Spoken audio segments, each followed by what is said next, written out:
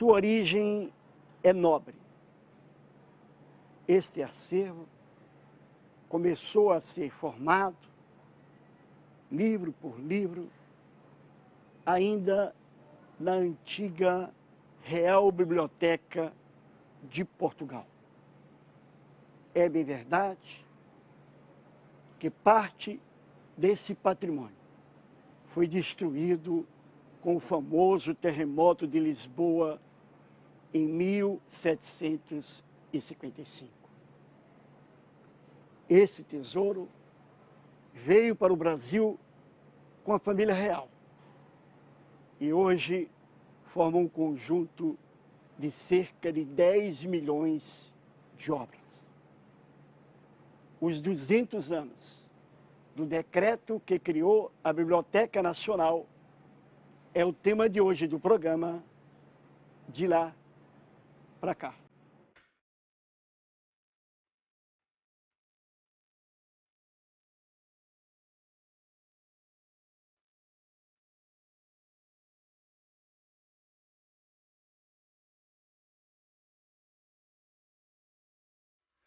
De lá para cá, essa biblioteca, que foi constituída para dar lustre e prestígio à monarquia e que de vez em quando era consultada pelo rei ou pela nobreza ou pelo clero, hoje em dia é a Biblioteca Nacional, com 1.200 visitantes por dia, com 442 mil leitores por ano.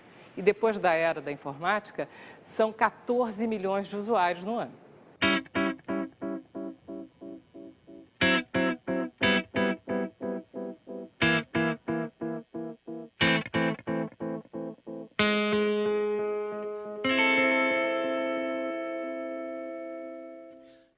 A historiadora e antropóloga Lila Schwartz é autora de vários livros, entre os quais A Longa Viagem da Biblioteca dos Reis. Tudo bem, Lila? Tudo bom? Tudo certinho? Tudo ótimo. Vamos contar a história do começo.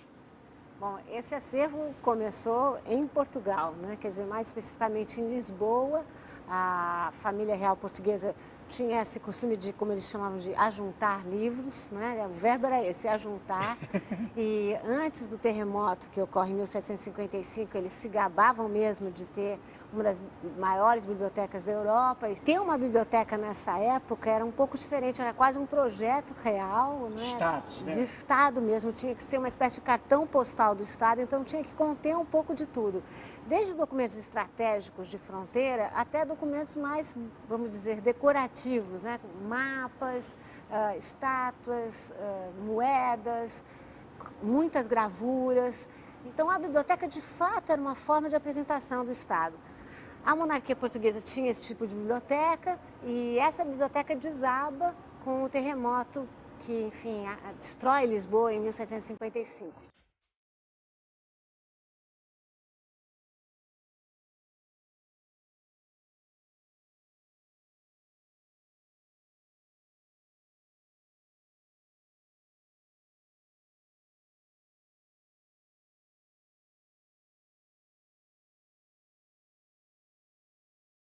E como eu sempre digo, o fogo é democrático, ainda mais com papéis, né? Então, destruiu a biblioteca totalmente e o que restou? A mística da velha biblioteca do Paço, né? Então, essa mística foi reconstruída já em tempos de Dom José, com o Pombal, que com esse seu modelo burguês de Estado, passou não só a reconstruir Portugal, como mudou a família real para o Paço da Ajuda e começou a fazer uma estratégia mesmo de Estado para ter novos livros. E a biblioteca começou a crescer, vivia muito de doações, vivia de... Todo o livro publicado em Portugal tinha que ter uma duplicata que ia para a biblioteca, essa Real Biblioteca, cujo nome também era bem interessante, porque chamava-se Propinas, né? Então o nome era bom. E assim a biblioteca foi crescendo. E é essa biblioteca que tem em torno de 60 mil peças. A gente fala peças porque não são só livros, né? Deve ter ficado claro que são livros, documentos, mobiliário, inclusive fazia parte dessa ideia de peças. Essa biblioteca estava pronta na época em que, enfim, Napoleão invade Portugal. Conhecemos essa história, força Dom João a se mudar ele se muda, mas a biblioteca mesmo, diferente do que a gente imagina, não vem com Dom João.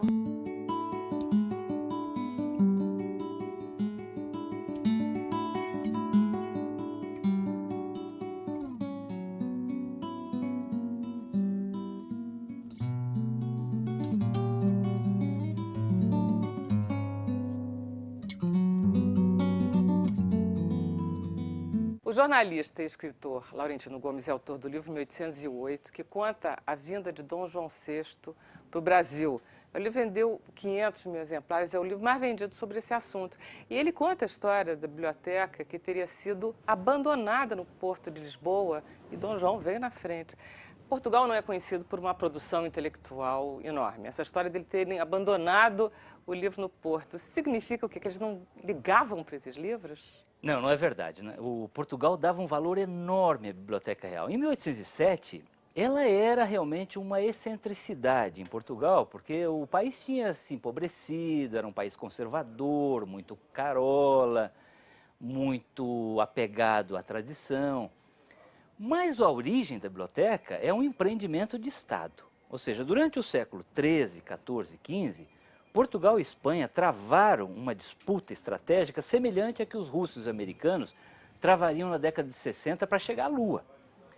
Então, Portugal acumulou durante esses séculos um grande conhecimento herdado dos mouros. O rei de Portugal levou os templários para Lisboa, para Portugal, convidou os judeus que tinham muito dinheiro, muito conhecimento para se transferir para o reino, e também teve uma convivência muito amigável com os mouros, que tinham herdado da antiguidade conhecimentos de geografia, cartografia, astronomia. A Biblioteca Real, na sua origem, acumulava esse conhecimento. Portanto, era um investimento estratégico de Estado que Portugal usou para depois fazer as viagens de Vasco da Gama, de Pedro Álvares Cabral, ou seja, foi aí que Portugal realmente dominou o mundo, foi com base nesses documentos e nesses livros.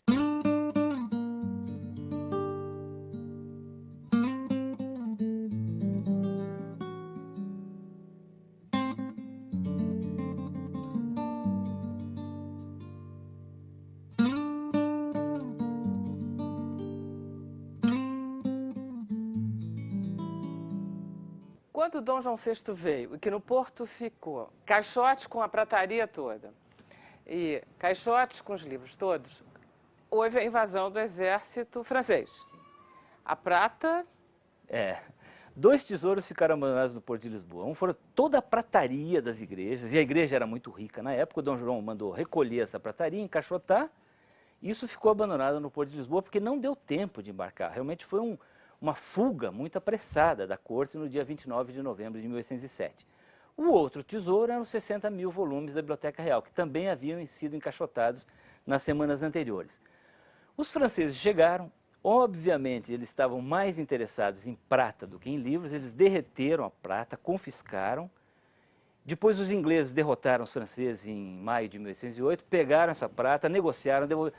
Ou seja, tem uma negociação e a prata foi embora. Os livros não, os livros voltaram para a Biblioteca Real da Ajuda e de lá eles chegaram ao Brasil em 3 viagens consecutivas. Uma em 1810, que é o ano da fundação da Biblioteca Nacional do Rio de Janeiro, e mais 2 em 1811.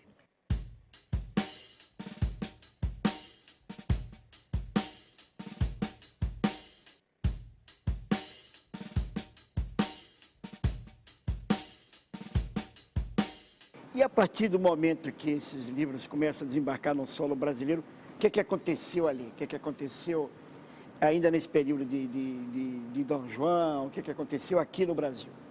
Bom, os livros chegam, não há lugar para colocá-los, né? Como se pode imaginar. Então, eles vão ficar depositados, quer dizer, eles vão padecer da mesma sina da família real, né? A família real também houve todo um processo de improvisação lá, né? O famoso PR, que é o famoso ponha-se na rua, né? E a mesma Teve coisa que expulsar as pessoas dele. A mesma coisa vai acontecer com a biblioteca, que primeiro fica na igreja, né, da Nossa Senhora do Carmo. Ela divide lugar com o hospital, então os primeiros bibliotecários reclamam que os livros que acharam ossadas de crânio juntos com os livros, que o cheiro era horrível, então fica num lugar totalmente provisório, não é aberta a visitação, ela só vai ser aberta em 1811, mesmo assim uma visitação muito restrita, mas começa a fazer parte do cotidiano da família real, porque a biblioteca era formada por um acervo mais amplo, que era a Real Biblioteca, e um outro acervo mais pequenino, que era chamado de Biblioteca do Infantado, que era a biblioteca para a educação dos príncipes. Então eram os livros de cartografia, então aqui vale a pena olhar os livros de geografia, os livros de bons costumes, que era para fazer a formação básica de um príncipe ilustrado já nesse momento.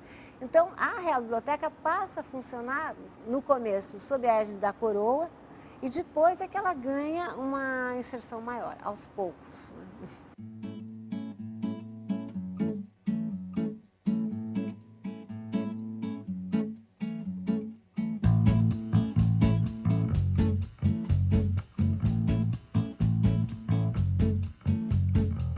A história da Biblioteca Nacional é uma história cheia de perigos e aventuras. Os livros daqui passaram por abandonos, naufrágios, incêndios.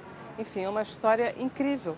Ela veio para esse prédio aqui? Não, não. Ela veio primeiro para o Paço, o convento, perto do convento. Depois ela foi para onde hoje era o Automóvel Clube.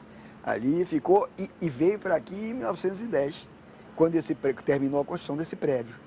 Então, nós estamos comemorando esse ano o bicentenário da Biblioteca Nacional e 100 anos desse prédio, porque ela veio para cá em 1910, quando o prédio foi construído. Esse prédio, então, foi construído para abrigar uma biblioteca? Pra Quer dizer, abrigar uma tecnicamente, ele é feito para ele é isso? feito para isso. E é bem ainda? E é extremamente bem feito.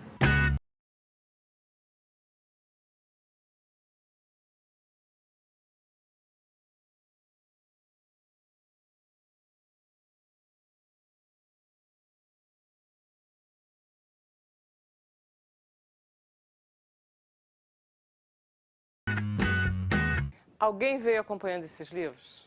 Cada viagem vinha um grande bibliotecário. Era digamos assim, o curador daqueles livros que vinham em condições bastante precárias, os navios vazavam muito, havia o risco de naufrágio. Na segunda viagem, que é em março de 1811, vem o meu personagem favorito, que é o bibliotecário Luiz Joaquim dos Santos Marrocos. Ele é um personagem interessante porque ele chega ao Rio de Janeiro em 1811 e durante 10 anos ele escreve 186 cartas para o pai, que também era bibliotecário da Real Biblioteca em Lisboa, e essas cartas milagrosamente ficaram preservadas. O pai guardou essas cartas e elas são hoje a história da corte do Brasil vista pelo Quintal dos Fundos. É um cidadão comum contando como é que são os hábitos sexuais da nobreza, que o rei ficou doente, que tem muito assalto, tem muito roubo no Rio de Janeiro, que as condições de higiene são muito precárias. Então, é um relato precioso. Mas é também muito interessante porque tem um processo de conversão no Marrocos. Ele chega ao Brasil repleto de preconceitos. Ele diz que era o pior lugar do mundo que ele podia imaginar. Tinha muitos negros, muita sujeira, os animais eram peçonhentos, era tudo muito sujo. E aos poucos ele vai se convertendo ao Brasil. Por uma razão interessante, ele se apaixonou por uma carioca em 1811. E eu acho que quando a gente se apaixona por uma carioca, é difícil realmente não se converter ao Brasil.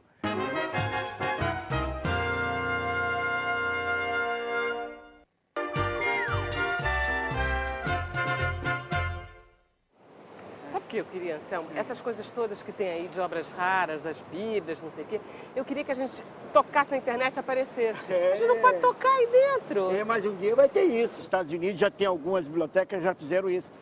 Agora, Vera, um negócio que impressiona, quer dizer, essas novas tecnologias, o fato hoje de você ter numa tela de um computador, em qualquer buraco, em qualquer canto, você ter acesso à biblioteca do Congresso Americano, você ter acesso a uma biblioteca do Cazaquistão, é um negócio realmente fantástico e permite uma grande possibilidade de disseminar conhecimento, disseminar livros.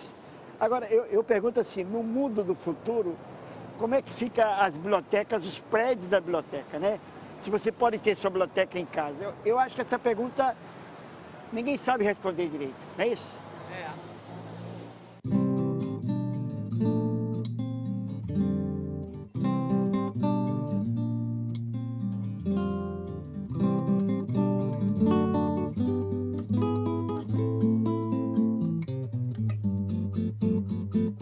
você acha que Dom João VI ligava para essa biblioteca?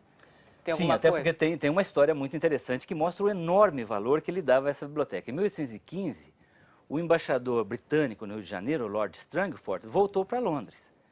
Na partida, o Dom João, que devia muitos favores à Inglaterra, ofereceu 12 barras de ouro de presente para o Lord Strangford. Ele recusou. E o Dom João não ficou ofendido com a recusa, mas ele ficou profundamente ofendido quando soube que o embaixador estava levando embora 2 livros que havia tomado de empréstimo da Biblioteca Real. E ele se queixou com o governo inglês em Londres, ele acionou o embaixador português em Londres para recuperar os livros. Seria como se hoje o presidente Lula reclamasse com o Barack Obama que o embaixador americano tivesse tomado 2 livros da Biblioteca Nacional do Rio de Janeiro e levado embora. Isso dá um exemplo do valor que o próprio rei dava a esses documentos.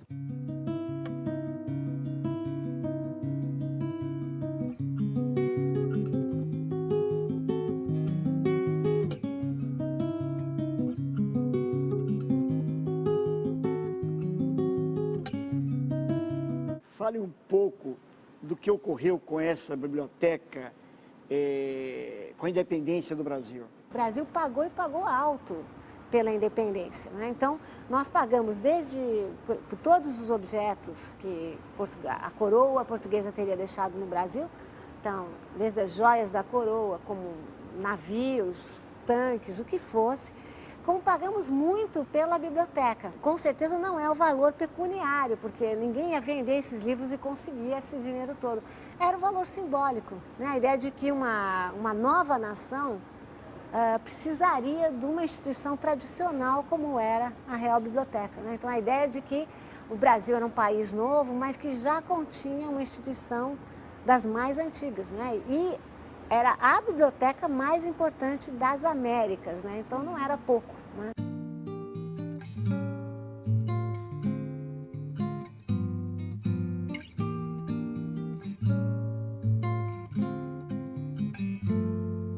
E essa biblioteca, a gente pagou muito caro por ela, parece, quando Dom João VI foi embora, e que na independência a gente ficou.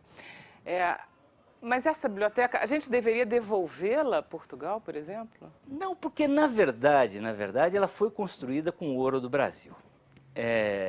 Foi com base na riqueza que Portugal acumulou durante o período colonial, com o ouro, o diamante, a madeira, o açúcar, o tabaco, o algodão, que Portugal conseguiu comprar. Os embaixadores portugueses na Europa eram instruídos a procurar documentos antigos, obras antigas, para levar para a biblioteca. Portanto, o tempo todo Portugal encarou isso como um empreendimento oficial.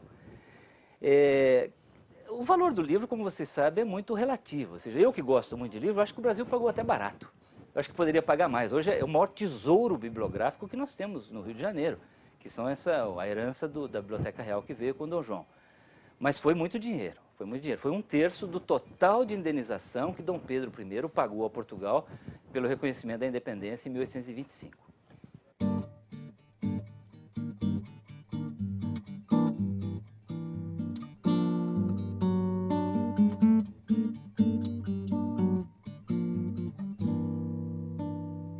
O poeta Afonso Romano de Santana foi presidente da Biblioteca Nacional entre 1990 e 1996. Eu queria perguntar para você em que sala nós estamos e se essa sala tem alguma coisa, alguma história que você me contasse. Essa sala, como a biblioteca inteira, é um armazém de memórias e histórias. Aqui, essa é a sala da iconografia. Aqui estão mapas, gravuras, documentos raríssimos, às vezes documentos pessoais, manuscritos, às vezes cartas reveladoras sobre a história do Brasil. Ou seja, isso aqui é uma espécie de gruta de Alibabá, né? Quanto mais você mexe, você mais descobre coisas.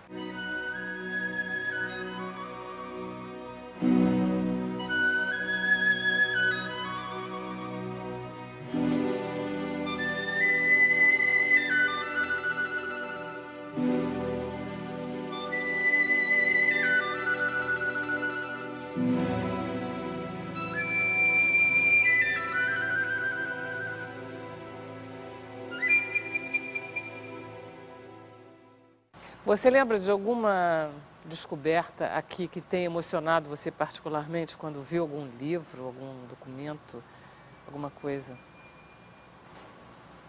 Que você que gosta de livros tenha... Não, tem várias coisas que emocionam, né? Aqui tem uma série de gravuras históricas dos maiores gravadores renascentistas, barrocos, uma coisa impressionante. Mas uma coisa que eu acho que foi muito importante é que muitos escritores descobriram a Biblioteca Nacional e começaram a doar os seus acervos. Escritores importantes que tinham aquele acervo em casa e não sabiam o que fazer, né? E eu acho que a função de uma Biblioteca Nacional é ser uma espécie de praça maior da cultura brasileira.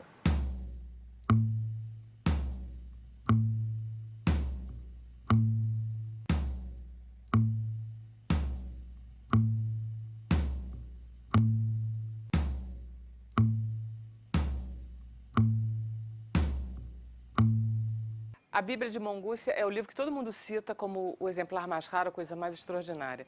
Existem outros livros que você gostaria? Eu, por exemplo, fiquei encantado de saber que tem as cartas do padre Anchieta ali, que eu não sabia que tem. Tem mais coisas assim? Sim, tem todos os documentos oficiais de Portugal, as correspondências diplomáticas, mas também, especialmente na parte de cartografia. Isso sim é uma preciosidade, porque este era o tesouro que Portugal havia acumulado na época dos descobrimentos, que foi vital para as viagens de descobrimento para chegar às Índias, chegar ao Brasil. Mas é um tesouro incomparável. Eu acho que hoje, provavelmente, poucas bibliotecas no mundo tenham o acervo que está guardado na Biblioteca do Rio de Janeiro.